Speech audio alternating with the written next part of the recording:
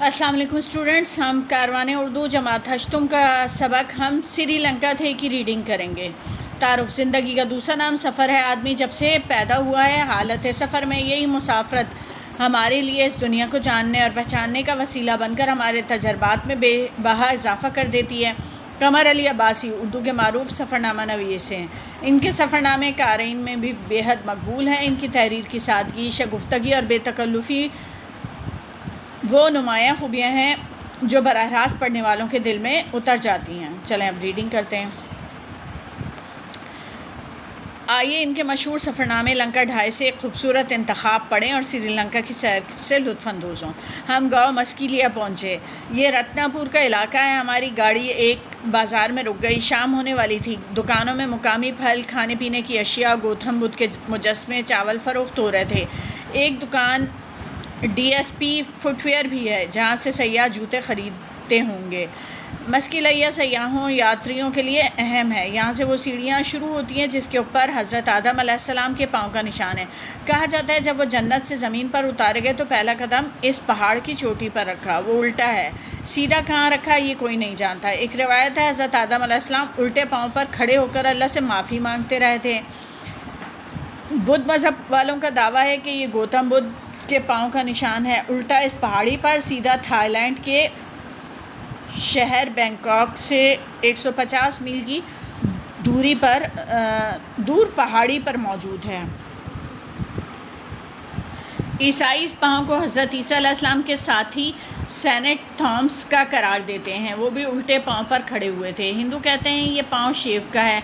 इसी तरह तीन मज़हब वालों के लिए ये पहाड़ मुतबरक है। श्रीलंका में बुद्ध मज़हब है, इसलिए चोटी पर ज़्यादातर मंक होते हैं। हर तरफ गेरवा रंग बहार देता है। पहाड़ आदम पेक के नाम से पहचाना जाता है। मार्को पोलो और इब्न बतूता यहाँ आए थे। सिंदबाद जहाज़ी ने भी इसका जिक्र किया है। इस ज़माने में पासपोर्ट, वीज़ा, गैर मुल्की करेंसी का मसला नहीं था। ताजिर, सयाह, हमलावर दंदनाते जहाँ चाहते चले जाते। इब्न बतूता ज़िंदगी भर सफ़र में रहा, सुना है जहाँ जाता शादी कर लेता। अब ये सहूलत कहाँ, कम से कम सयाह से कोई शादी नहीं करेगा। मार्को पोलो पाकिस्तान के इलाके गिलगित आया। शादी तो नहीं की, लोगों ने इसे याद रखने के लिए एक भेड़ का नाम रख दिया। मस्की गांव में शाम से यात्री सयाह जमा हो जाते हैं। ये लोग चोटी पर जाना शुरू करते हैं। सूरज की पहली किरण चोटी पर देखना चाहते हैं। दुकानों पर जो चावल फ़रोख्त होते हैं वो यात्रियों की इबादत का एक हिस्सा है। वो चोटी पर जाकर मजहबी फरीज़ा अदा करते हैं। आदम पीक जाने वाले रास्ते में आराम भी करते हैं। खाना पकाते खाते हैं। बाज़ एक दिन क़याम करते हैं। चोटी से ज़रा पहले एक दरिया है। यात्री इसमें कपड़े धोते हैं, नहाते हैं, पाक साफ़ होकर निशान की तरफ जाते हैं। सूरज की पहली किरण के सामने खड़े होकर मार्च तक देखता है। इसके बाद खड़े होकर सीधू ज़ोर से पुकारते, हाथ जोड़ते, वहाँ लगा घंटा बजाते हैं। सूरज ये मंज़र दिसंबर से मार्च तक देखता है। इसके बाद मौसम ख़राब हो जाता है। तेज़ हवा और बारिश चोटी पर चढ़ने में रुकावट बनती है। यात्रियों की तादाद कम हो जाती है। आदम पेक की सीढ़ियों पर यात्री जूतों के बगैर भी जाते हैं। बाज़ार का वाहिद जूता फरोश इसको पसंद नहीं करता होगा। हमने कुछ लोगों को हाथ के बल भी चढ़ते देखा है। कनाडा के शहर मॉन्ट्रियल में एक ऊंचे चर्च पर लोगों को हाथ के बल चढ़ते देखा था। इबादत मोहब्बत के जनून में इंसान कुछ भी कर सकता है।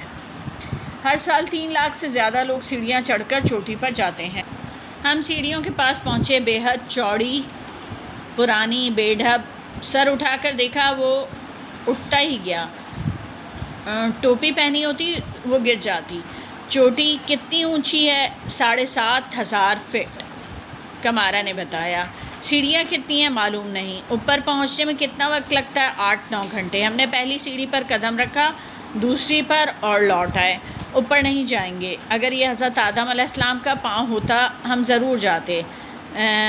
कमारा खामोश रहा। हज़रत आदम अलैहिस्सलाम आसमान से आए, ऊंची चोटी पर रुक गए। अगर उन्हें नीचे से ऊपर जाना होता ख़तरा मोल ना लेते। अल्लाह ने हमें ज़मीन पर पैदा किया, यही काफ़ी है। ऊंचे पहाड़ पर क्यों जाएं? हम बाज़ार की तरफ लौट आए। दुकानें रोशन थीं। بدھ یاتری بڑی تعداد میں موجود تھے۔ ایک دکان پر میں قیمتی پتھر فروخت کے لیے رکھے تھے۔ ہم پتھروں کے خریدار نہیں، اس لیے بازار سے گزر گئے۔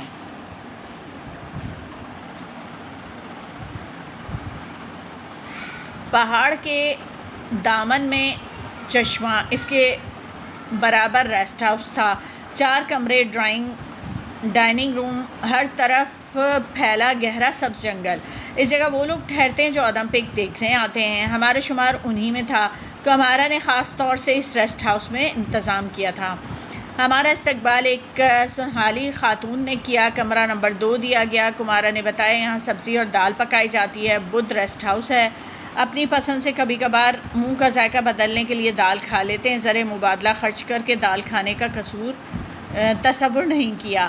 ہمیں وہ خان صاحب یاد آئے۔ ایک صاحب نے ان کی دعوت کی، ہر قسم کی دال چاول روٹی کھلائی۔ خان صاحب دعوت سے آئے تو کسی دوست نے پوچھا کیسی رہی دعوت؟ خدا کا غضب، اناج کو اناج سے لگا کر کھلا دیا۔ خان صاحب نے جواب دیا آج ہمارے ساتھ یہی ہونے والا تھا۔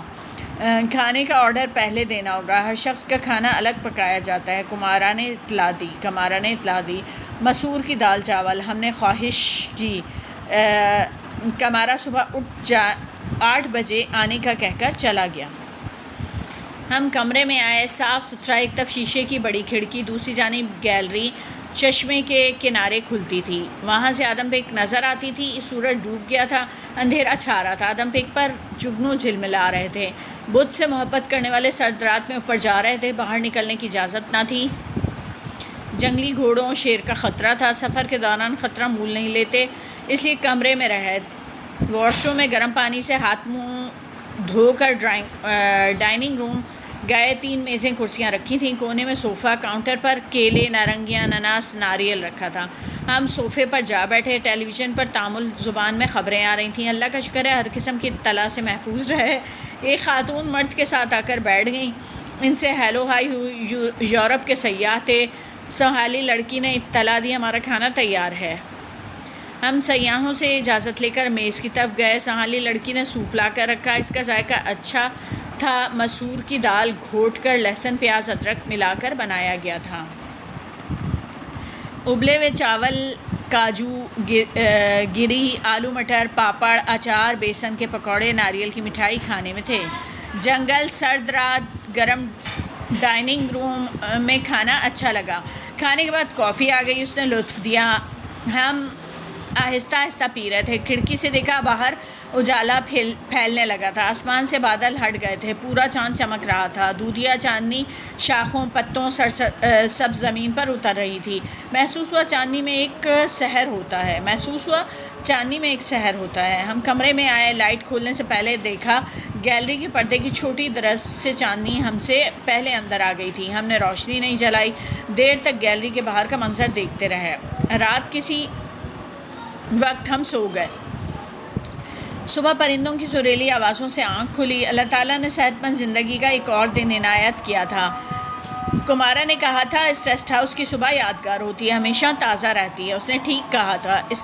ہم نے گیلری کا دروازہ کھولا، خوشگوار ہوا، سریلی آوازیں، پھولوں کی مہک ہمارے دل میں اتر گئی۔ لمحہ بھر کو محسوس کیا ہم سری لنکا ہیں۔ اب ملتے ہیں اپنی نیکسٹ ویڈیو میں، اس میں ہم اس کی سرگرمیاں اور گرامر کا پورشن کریں گے۔ جب تک کے لیے اللہ حافظ۔